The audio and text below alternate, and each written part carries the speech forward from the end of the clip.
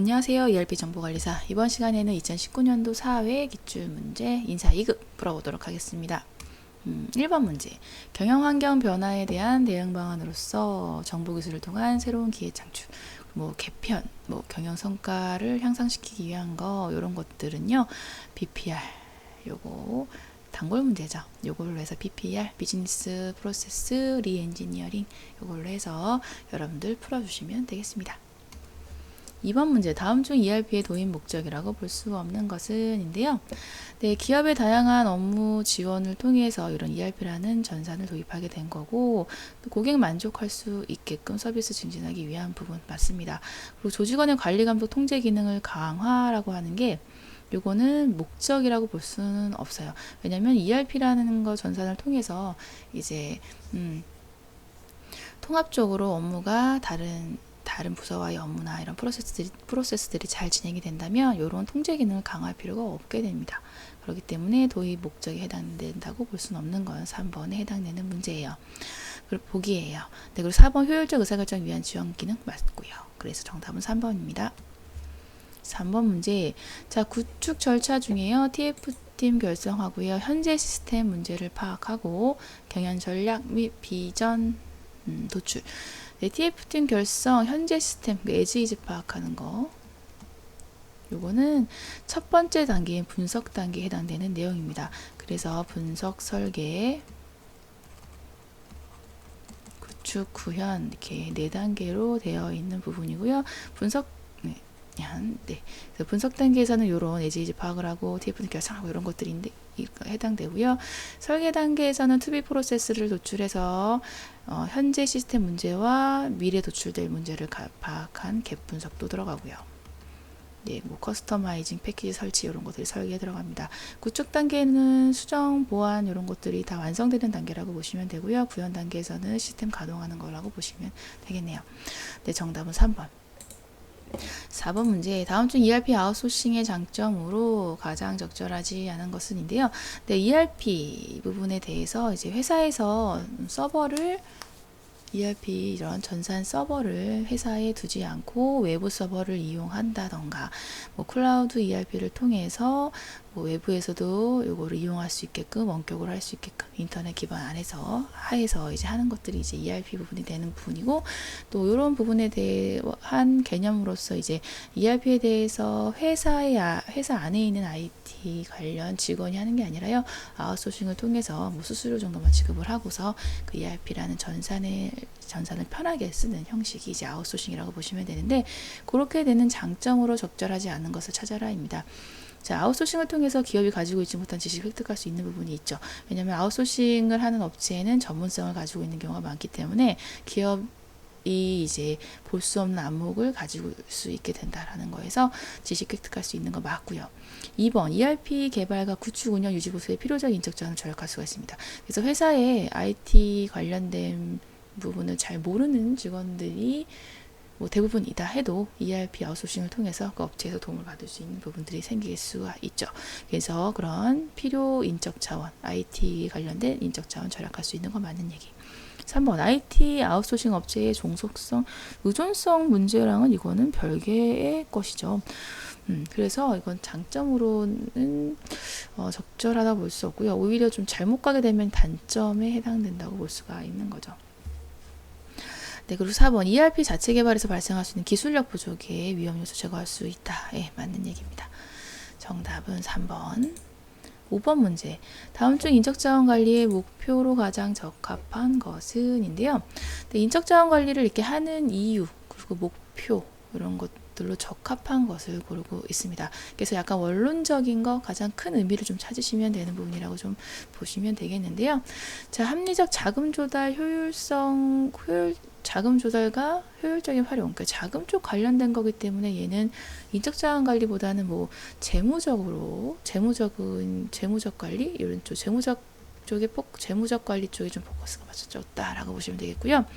고객 만족감이나 시장 확대 같은 경우는 만족감이니까 CS 같은 고객 지향적인 이런 부분에 대해서 포커스를 맞춘 거라고 할 수도 있고, 시장 확대니까 마케팅 쪽이라고도 볼 수가 있고요. 그래서 인적 자원 관리라고 보기엔 좀 힘들겠네요. 그리고 생산성을 향상시키는 것과 인적 자원 유지, 그리고 근로 생활의 질, QWL, 요거는 3번 해당되는 인적 자원 관리에 해당되는 목표로 가장 적합하다고 볼 수가 있겠네요. 생산성과 능률은 이제 생산 쪽 관리, 생산 쪽에 포커스가 맞췄다라고 보시면 되겠습니다. 정답은 3번. 직무 분석의 방법으로 적절하지 않은 것인데요. 네, 직무 이제 하는 업무에 대한 그 직무에 대해서 분석하는 여러 가지 방법이 있는데, 뭐 질문을 통해서 질문지를 가지고 어떤 직무를 하고 있는지에 대해서 파악하려면 파악할 수 있는 질문지법이 있는 거 맞고요. 면접법은 직접 직무를 수행하고 있는 사람과 면접을 통해서 확보하는 방법 맞고요. 그 작업기록법 같은 경우도 이제 실제적으로 그 작업을 한 사람이 스스로 기록을 함으로써 그 직무에 대해서 분석하는 방법 맞습니다. 서열법은 직무 분석의 방법이 아니라요, 직무 평가의 방법이 해당이 되겠습니다. 정답 3번이 틀렸네요. 7번 다음 중 직무 평가의 방법이라고 할 수 없는 것은 바로 또 평가 방법 나왔는데요. 자, 분류법으로 해서 등급법이라고 하고도 있는 건데요. 자, 사전에 직무에 대해 등급 정해놓고 맞는 얘기. 구조적 평가법 없습니다. 그 직무평가의 방법은 분류법과 점수법, 요소비교법, 서열법, 앞서 얘기한 서열법, 이렇게 4가지가 있는 부분이고, 구조적 평가법은 이게 구조화된 질문지를 사용하는 직무평가 방법 해당되지 않아요. 그래서 2번, 요거는 이제 면접과 관련된 거로 뭐 굳이 따지자면 면접과 관련된 방법이라고 보시면 되겠습니다. 점수법은 이제 직무 요소를 분해해서요, 평가 요소별 점수에 맞는 얘기. 요거 있는 보기 문제들도 맞는 얘기. 그래서 여기 있는 내용들 숙지해 주시면 되겠고요. 직무평가의 방법 다시 정리하면 4가지. 서열법, 분류법, 점수법, 요소비교법. 그 서열법과 분류법은 정성적 방법, 점수법, 요소비교법은 정량적 방법, 계량적 방법에 해당이 됩니다. 정답은 2번이 틀렸네요. 8번 다음 중 인적 자원 부족 시 활용하는 방법이에요. 자, 인적 자원이 부족했을 경우와 인적 자원이 많았을 경우에 이제 활용하는 방법들, 대처 방안들이 다른데요. 부족했을 경우에 활용하는 방법은 아웃소싱을 통해서 우리 쪽이 인력이 이쪽 해당되는 인력이 부족하니 아웃소싱을 통해서 인력 부족을 좀 해소하겠다라는 게 아웃소싱입니다. 1번이 맞는 얘기고요. 이제 인력이 너무 많을 경우에는 무급휴가를 통해서 휴가를 보내는 거, 그리고 정리해고 해고시켜서 이제 과잉되는 걸 막는 거고요. 명예퇴직도 마찬가지죠. 이거는 인력이 과잉됐을 때 쓰여지는 방법이네요.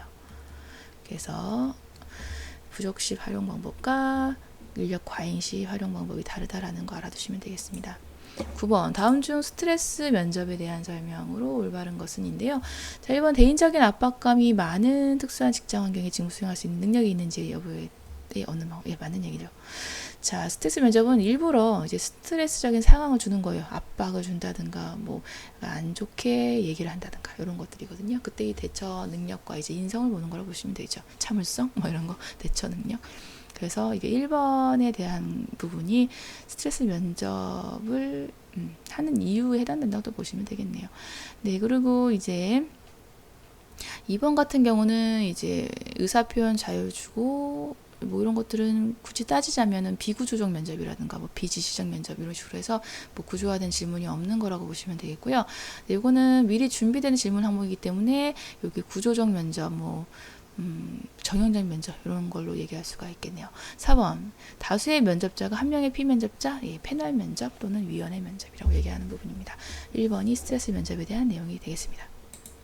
10번 문제 다음 중 상동적 오류에 대한 설명으로 올바른 것은 상동적 오류에 해당되는 건요. 뭐 그 학벌이라든가 아니면 뭐 학벌이라고 하면 좀 그렇고 같은 뭐 이런 거죠. 예를 들면 같은 학교를 나왔고 아니면 그 뭐 어떤 같은 지역성 이런 것들을 보는 거, 지역성이나 뭐 어떤 학교에 대한 부분에 대해서 그런 오류를 범하는 것들이에요. 그래서 뭐 서울대 나오면은 뭐 엄청 업무도 많이 잘할 것 같고 뭐 이런 것들. 그리고 지역성으로는 뭐 어떤 특정 지역에 해당되는 뭐 사람들에 대한 특성은 다라고 있어요. 이제 그렇게 어찌 보면 편견을 갖고 보는 게 창동적 오류라고 보시면 됩니다. 그래서 이런 걸로 해서 이제 문제를 풀어보면 3번이에요. 여러 사람에 대한 평가에서 그가 속한 집단의 특성에 근거하여 판단하려는 경향, 이게 뭐 지역성이나 학교 아니면 종교 이런 것들을 본다고 보시면 되겠죠. 그래서 이런 것들이 상동적 오류를 범하게 하는 거라고 보시면 되겠습니다. 1번은 현혹효과에 대한 내용 또는 후간효과에 대한 내용인 거고요. 2번은 대비 오류에 대한 거, 4번은 이거는 시간적 오류에 대한 내용입니다. 11번 문제. 다음 중 교육 훈련 방법에 대한 설명으로 올바른 것은 자 1번 직장 내 훈련 OJT. 자 종업원은 일단 직무로부터 분리 아니죠. 이거는 직장 내 훈련은 직장 내에 있으면서 이제 사수라고 보통 얘기하는데 직속 상사가 가르쳐주면서 옆에 붙여놓고 가르쳐주면서 업무를 같이 하게끔 하는 게 직장 내 훈련이 됩니다. 분리시켜서 하는 건 직장 외 훈련에 해당되는 부분이에요. 네, 그리고 요거 직장 외 훈련도 그래서 틀렸고요. 반대로 써져 있습니다, 지금.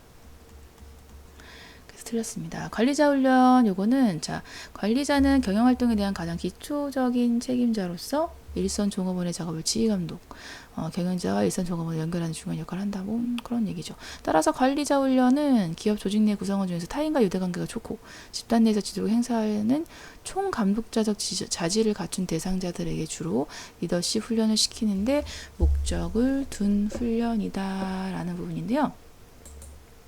네, 요거는 이제 그 감독자 훈련인 거예요. 관리자 훈련이 아니라 요거는 감독자적 자질이라는 거에서 좀 말장난 같긴 하지만 감독자 훈련입니다. 감독자 훈련. 네, 그렇게 해서 틀렸어요. 그래서 틀린 거고. 그래서 관리자 훈련이 아니다. 틀린 거고요. 경영자 훈련은 이제 기업 전반 과정에서 여기 많은 얘기. 그 최고 경영자로서의 의사결정할 수 있는 내용에 초점을 맞춘 게 이제 경영자 훈련이라고 보시면 되겠습니다. 네, 그렇게 해서 이 부분에 대해서는 맞춰주시면 되는 부분이고 좀 말이 좀 길게 나왔지만 포커스만 딱딱 잡아서 풀어주시면 좋겠습니다. 12번 문제.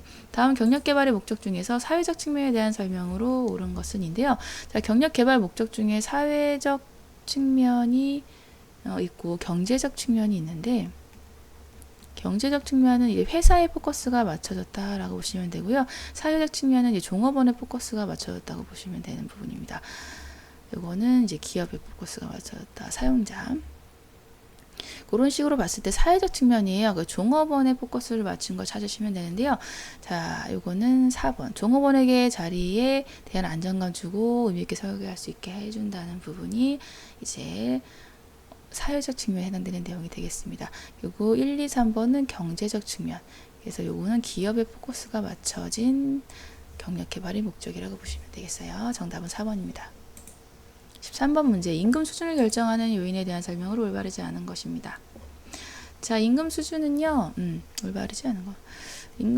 수준은 기업 일정 기간 종업원에게 지급되는 평균 임금, 즉 기업 전체의 평균 임금으로서 임금 수준 고려를 결정할 수 있죠. 예, 맞는 얘기.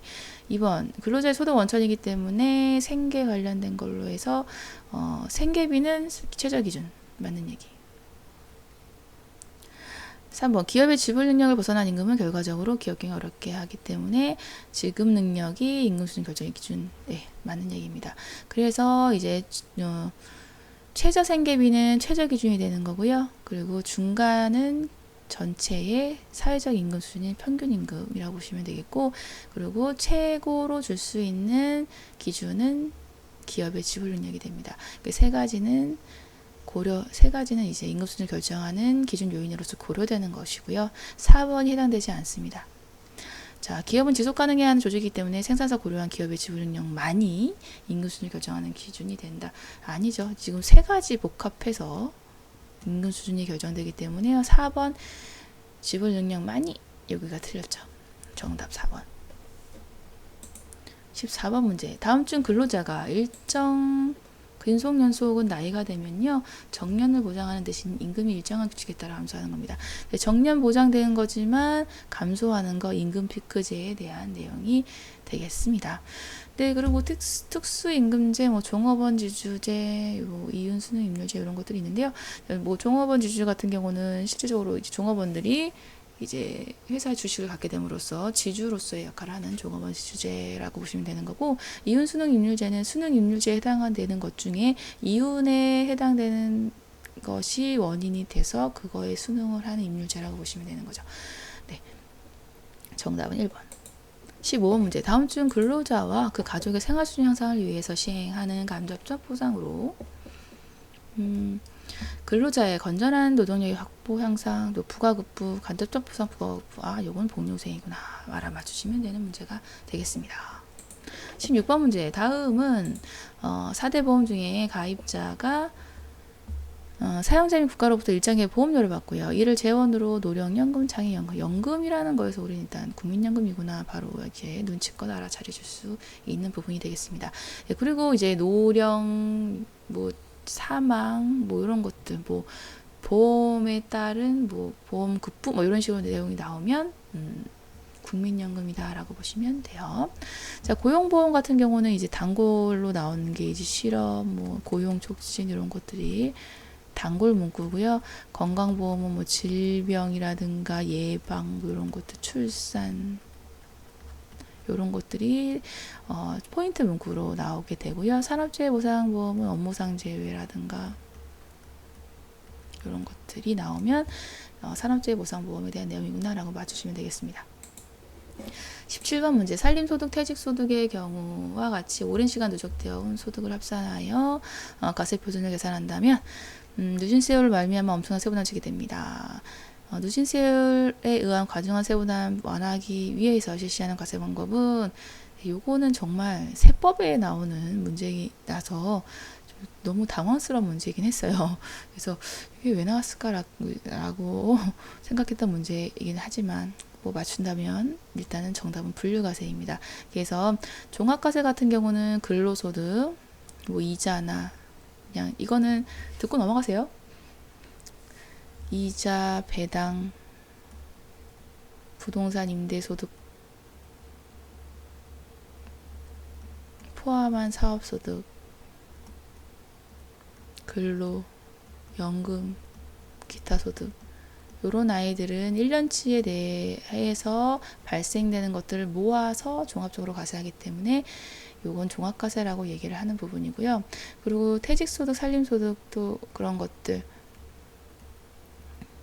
그래서 양도소득, 산림소득보다는 양도소득이 더 이제 많이 나오니까, 퇴직소득, 양도소득 같은 경우는 이제 그런 거예요. 퇴직소득 같은 경우는 만약에 20년, 20, 30년 근무하고 나왔을 경우에는 퇴직금이 막 몇 억대일 수도 있잖아요. 몇 억 할 수도 있는데, 그럴 경우에 이게 종합소득으로 해서 1년간의 번 소득으로 몇 억대에 해당되는 소득을 숑 넣어버린다면 엄청난 누진세율에 의해서 과중한 세보상을 부담할 수밖에 없겠죠. 그렇기 때문에 얘네들은 종합과세 말고 따로 분류해서 과세해라 라는 게 분류과세입니다. 그 정도만 해서 이제 넘어갈게요. 알아두시면 되는 부분이 있고, 그 정도만 알아주시면 되고, 아마 다시는 안 나올 문제라고 생각이 들어요. 이거는 회계 쪽에 세법에서 나와야 되는 문제이기 때문에 상당히 좀 당황스러운 문제였긴 합니다. 여튼 정답은 4번입니다. 네, 18번 문제. 다음 중 근로시간에 대한 설명으로 올바르지 않은 건데요. 자, 근로시간은 고용관계에 있어서 근로자가 사업주를 위해 근로 제공하는 시간이 맞는 얘기고요.